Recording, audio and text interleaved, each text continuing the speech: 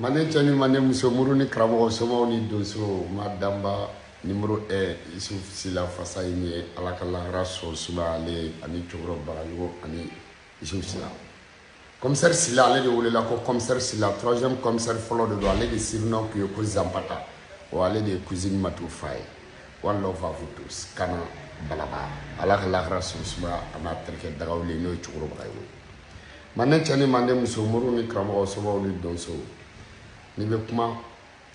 ile toka chefaru kori lahara kadu ya kadu ko fa ya fana akadu ya kadu de ya kadu temu alhamdulillah rabbil alamin bi mena kuma jmenga odi attaque mukera malika bu na alhamdulillah rabbil alamin jamana do kele femu kadi kele la o dai ka boy da droko kele ja dambe a folie kele mayne yo fama o de kama bamanan côté ko ni jobe mogo mun bolo na e joto abulo ka kele ke ko ye naluma e jangu jote mogo mun bolo no ye kele ke mais ala kele bi ne sorda su be mun na be fo de mako ala kele kele do bora kana bi an ka bakura de buguri seri muso ta fe seri bali de olu de kumbe kele kokoro muso ta fe seri bali de o tubabu ye parce que tubabu kunte ta fe seri tubabu de be wolo ko muso ta fe seri bali de olu de kumba koro donc ni an commencera ko lu bo akoro an munu ye jamana kono donye an munu ye mali donye an ba lajɛ ka ɲɔgɔn faamuya ka lajɛ anw ma kɛlɛ kalan koyi parce que ni kɛlɛ ma bɔ cɛfarin bɛ caya dɛ o n'anw taara kɛlɛkɛyɔrɔ ne kun b'a kɛ tan ne kun b'a kɛ tan kɛlɛ bɔ b'ale yɔrɔ y'o fɔ parce que mɔgɔ mun binna o dan lankolon tɛ n'a ma fɔ a sen cɛnɛna a b'a fɔ a sen ŋɛnɛkira mɔgɔ binnen dan lankolon tɛ donc kɛlɛ mun tun bɛ yen alhamdulillah rabbil alamin fanga dɔ taara kɛlɛ ko in de la minnu nana u nana san joli kɔnɔ anw bɛ cogo di kɛlɛ ko in na n'anw y'o dɔn anw yɛrɛ b'a muɲu an ma muɲu ka da mun an ma muɲu parce que fitiriwaleya ye tiɲɛ ye fitiriwaledenya ye tiɲɛ mais n tɛ muso fɔlɔ ba tɔgɔ dɔn bɛɛ b'a dɔn o ye nkalon ye i n'i ka fitiriwaledenya bɛɛ k'a fɔ i t'i muso fɔlɔ ba tɔgɔ dɔn bɛɛ b'a dɔn k'a fɔ k'o ye nkalon ye ok le vieux Kulubali ko o ye cogo di kan jumɛn b'i da i ye mun sɛbɛn n cɛ ni baraji yama n bɛ tɛmɛ fɔlɔ le vieux me tila kana ka le vieux Kulubali m'a fɔ parce que Kulubali bɛ Kilibali bɛ Kalabali bɛ n'a sɔrɔ i ye Kilibali de ou bien n'i ye Kulubali de i b'o fɔ n ɲɛna parce que kogo jantamuso den o fana bɛ Kulubalilakaw la Kulubalilaka cɛkɔrɔba dɔw fana bɛ olu ye trafic kɛ dɛ sinon Kulubalilaka den tɛ se ka mɔgɔ nɛni n'i bɛ ka jamana kuma fɔ kogo jantamuso den e bɛ sɔrɔ o de vieux Kulubali i y'a faamu mais sisan i b'a dɔn kura dɔ de bɛ yen ko ba temporiser n bɛ ba temporiser n bɛ tila ka na wa n b'i ba temporiser kɛrɛfɛ kura de bɔra quoi n bɛ ba temporiser walayi donc ni kɛlɛ bɛ yen aw bɛ kɛlɛtigiw de lamɛn ni kɛlɛ bɛ yen kɛlɛkɛlaw de bɛ lamɛn ni silamɛya kuma bɛ yen karamɔgɔw de bɛ lamɛn ani moriw ok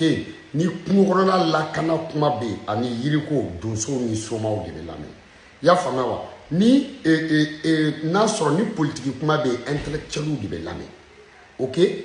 donc ni jagoko kuma bɛ yen commerçants bɛ lamɛn mais ni kɛlɛko kuma bɛ yen kɛlɛtigiw de bɛ lamɛn n'i ma kɛlɛtigiw lamɛn o ni i ni minnu bɛ kɛlɛ la i b'olu lamɛn donc minnu bɛ ka kɛlɛ kɛ n'o ye sɔrɔdasiw ye minnu bɛ ka kɛlɛ kɛ mɔgɔ si t'a fɔ mali sɔrɔdasiw ma k'u ka kɛlɛ kɛ parce que olu de bɛ fanga la marifa b'olu de bolo olu de bɛ ka kɛlɛ kɛ olu de bɛ kɛlɛ k'o cogo dɔn an bɛ k'olu kɔ parce que balani den bɛɛ tɛ fɔ ɲɔgɔn fɛ i y'o faamuya. Malgré le nombreux oiseaux au monde, ceux qui sont même couleurs se promenadent ensemble. Dieu kono chara tugo tugo muni couleur clé olu de be yala. Kono shi dugute sanfla ni kono yela na sanfla ni minogo ma lajigi kongo ba lajigi. Ni enyebre ka batke bila be mina sogolo lo no chala suno na kele abba jiga jego ba nyama den kara en fen be dabara ba yala ni marfa da en fen ma. yo fama wa ka tadro ki jodro fana dro on mesiko nunu munu mi ka keleke nunu munu ye kelekelaw ye on be tout kokoro kula je crois ou nambe fait kele nambe fait ka nye soro kola dro on bo de ke quoi OK donc nambe fait ka nye soro kola on bo de ke alhamdulillah rabbil alamina ataki dɔw bi ka kɛ a ma bɛn sɔrɔdasiw ni tora ala ka lahara sɔn sumu ye dugu kɔnɔ mɔgɔw ni tora ala ka lahara sɔn sumu ye musow ni denmisɛnninw a kɛra cogo cogo maliyɛnw de don n'i ye maliyɛn faga maliyɛn de bɛ bɔ a kɔnɔ donc o ko sugu mana kɛ anw ka ɲɔgɔn lamɛn n'an ma ɲɔgɔn lamɛn an tɛ se ka ɲɔgɔn faamuya i y'a faamuya n'an ye ɲɔgɔn lamɛn ka ko to ɲɔgɔn ta la an bɛ ɲɔgɔn faamu problème ka ca on bɛɛ b'a kalama san 30 jamana cilen ka n'o wuli k'o jɔ a sen kelen ka san kelen kɔnɔ ka fɔ i b'o ko bɛɛ ɲɛnabɔ san kelen kɔnɔ ka fɔ i b'o ko bɛɛ bila en place san kelen kɔnɔ ka fɔ i b'o politique ko ɲɛnabɔ san kelen kɔnɔ ka fɔ i b'o élection ko ɲɛnabɔ san kelen kɔnɔ k'a fɔ i bɛ bɛn sabati mɔgɔw ni ɲɔgɔn cɛ san kelen kɔnɔ k'a to k'i b'o rebelle ko ɲɛnabɔ san kelen kɔnɔ k'i b'o jihadiste ko ɲɛnabɔ san kelen kɔnɔ k'i b'o problème dugulamɔgɔw villageois ni ɲɔgɔn cɛ communauté ni ɲɔgɔn cɛ k'o bɛɛ ɲɛnabɔ san kelen kɔnɔ ka tila ka taa CEDEAO ka problème ɲɛnabɔ ka ONU ka problème ɲɛnabɔ malidenw a ma nɔgɔ a ma nɔgɔ a ma nɔgɔ dɛ kɛlɛ mun dun bɛ anw fɛ yen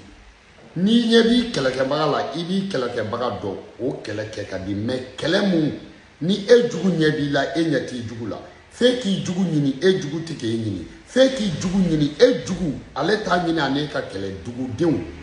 fantanw i y'a faamu a dɛsɛbagatɔw cɛkɔrɔbaw musokɔrɔbaw musokɔnɔmaw denmisɛnnin fitininw lakɔlidenw ale mun jugu y'olu ye donc aw tɛ hali juguw kelen ye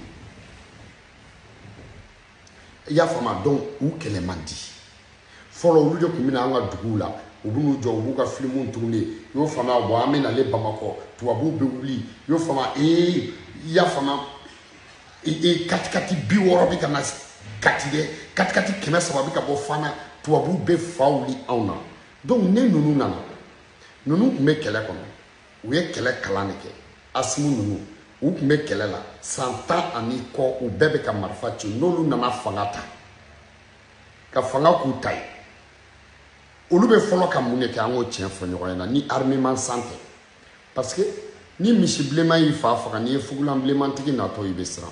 muso t'a ka daga jigin k'a sinamuso ta mɔna mɔgɔ si tɛ foronto dun ni walida ye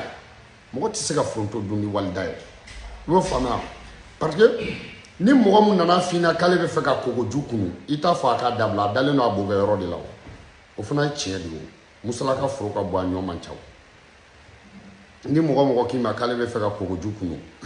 kana fɔ a k'a dabila parce que depuis a ma kunna a dalen don a bokɛ yɔrɔ la donc alhamdulillah rabbil alamina attaque minnu bɛ ka kɛ an ka ɲɔgɔn faamu mun ni ne tɛ se k'o faamuya o de ye donsow ye donsow bɛ kɛlɛ la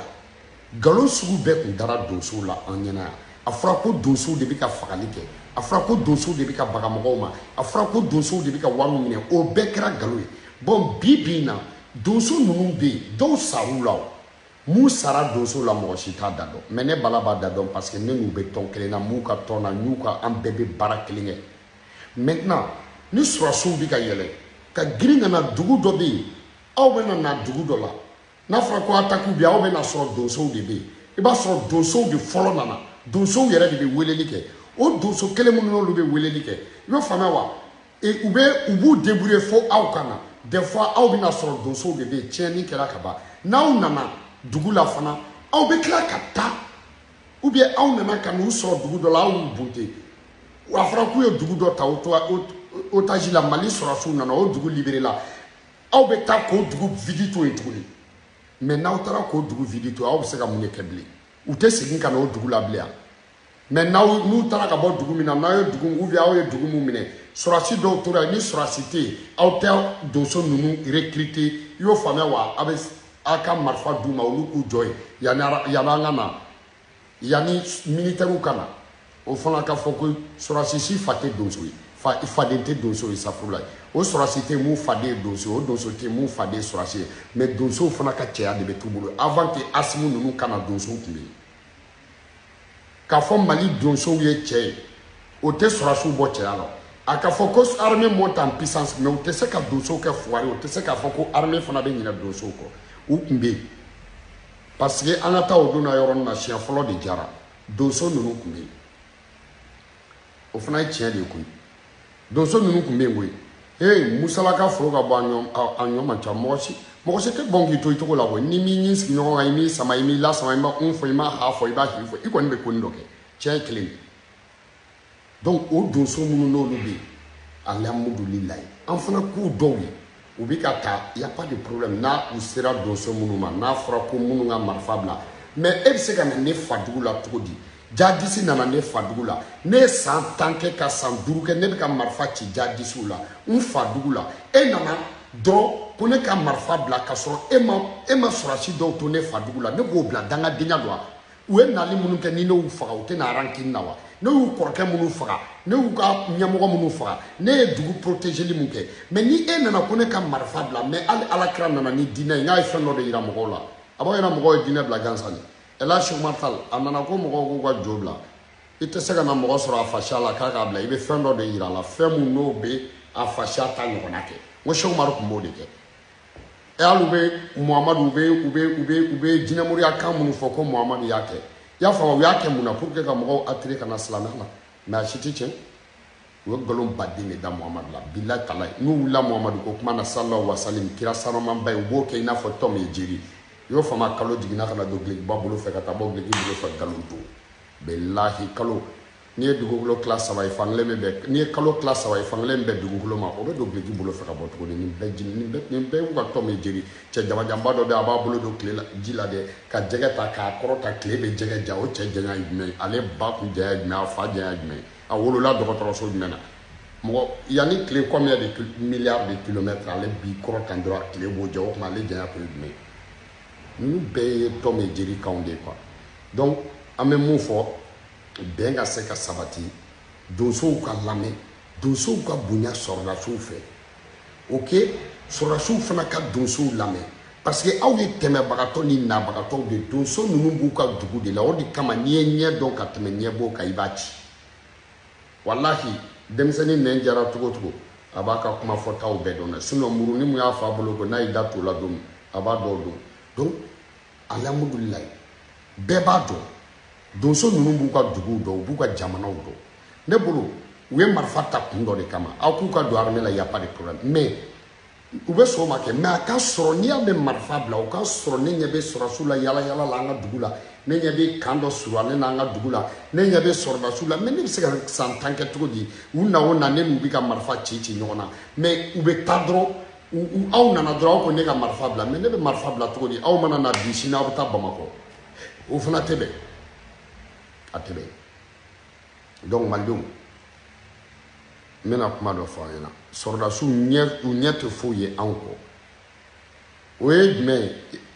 e tatɔ foro la i ye jadisiw ye e k'a f'u ɲɛna i ye terrorisiw ye e k'o fɔ n'i y'a fɔ a banna i bɛ s'i da de la ka taa fɔ n terikɛ ɲɛna ne ye nin wele o k'a fɔ e ma nin wele i k'a fɔ ko e y'o wele o de bɛ na n'a ye i y'o faamu tout derrièrement aw taara dugu dɔ libéré cɛnin dɔ nan'i jɔ k'a ka joie k'a yira k'a fɔ a content na dɔrɔn k'a ɲɛfɔ a y'aw kɔ don ka bɔ dugu la u taar'o faga u ye mun fɔ an ɲɛna je sais pas si c'est vrai si c'est vrai mun don aw nana k'u bɛɛ faga mɔgɔ 200 ni kɔ mais a tɛ dɔ to o dugu kɔnɔ mais n'aw taara ka bɔ dugu kɔnɔ minnu kumana u bɛ n'olu faga o tɛ bɛn o ɲɔgɔnna baden de kɛra a tɛ bɛn o n'a ye dugu mun minɛ a ye dɔ bila yen ni mɔgɔ tɛ yen a ye donsow wele dɔrɔn aw k'u ka numéro ta aw k'u recenser aw ka marifa in d'u ma aw ka ɲɛmɔgɔya d'u ma yen u k'u ka dugu garder yanni aw ka na yanni mais u tun b'o de kɛ o halisa u bɛ k'o de kɛ o donc an ka danaya da ɲɔgɔn kan kɛ yanni ko dɔw ka ɲɛnabɔ mais n'u nana k'a fɔ donsow kana fɔ ko non sariya ma daga dɛ sariya de bɛ yan Wagner ko n ko Mali Wagner ko ye donsow ye aw b'a dɔn pɛrɛ mais dɔ de ka Wagner fanga ka bon ni dɔ ta ye i y'a fɔ a sinon Mali Wagner donsow de don donsow bilahi talahi Isufu Toloba i bɛ fo i n'i ka cɛdenw Mopti donsow k'a bɛɛ lajɛlen fo Banangara donsow k'a bɛɛ lajɛlen fo Koro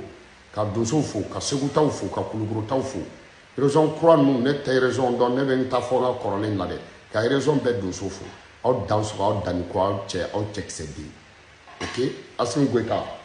n bɛna kuma kelen de f'i ɲɛna n'i ye coup d'état kɛ ka na i bɛ fanga la i bɛ fanga de la i tɛ se k'i to